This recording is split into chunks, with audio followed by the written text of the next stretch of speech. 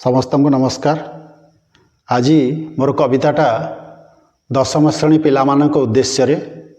से व्याकरण बहिर प्रथम पाठ वाक्यर प्रकार भेद जोटा पूर्णांग सार्थक उक्ति वाक्य कुहा जाए मनर भाव को पूर्ण रूपे कही थाए मने रख आहे मने रख हे वाक्य श्रेणी विभाग परख हे रूप भाव नेई वाक्य दुई प्रकार जीवनर सबु क्षेत्रे हेब दरकार कार्य नेई आहे कार्य नेई जे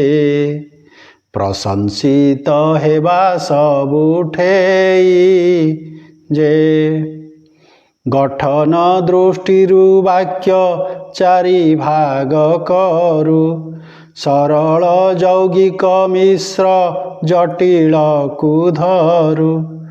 कथा कही आहे कथा कही जे सभिंक मन को नेबा मोही जे समापिका क्रिया जदि गोटिए रहिब सरल वाक्य बोलीण ताहाकु कहिब एकाधिक आहे एकाधिक हे सरल वाक्य मिसी यौगिक हे जटिल वाक्यर कथा कहूछि बुझाई एकाधिक उपवाक्य ता मध्यरे थाई मिश्र कथा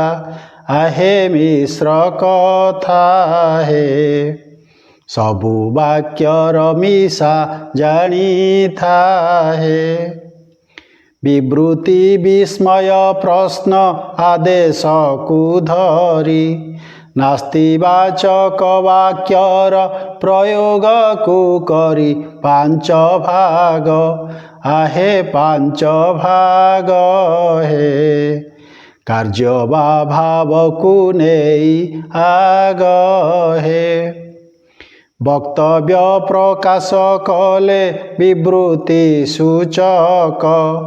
विस्मय भाव रहिले विस्मय सूचक नास्ति वाणी आहे नास्ति वाणी हे नास्ति वाचक बोली न जानी हे कामना आशीष अनुरोध उपदेश आदेशात्मक जे कहू रहिले आदेश प्रश्न कले आहे प्रश्न कले जे प्रश्नवाचक जानिब भले हे वाक्यर गहन कथा रहिअछि जेते उपवाक्य खंडवाक्य वाक्यांश जे केते असमर्थ आहे असमर्थ जे वर्णिबाकु नुहे मु समर्थ जे। नमस्कार।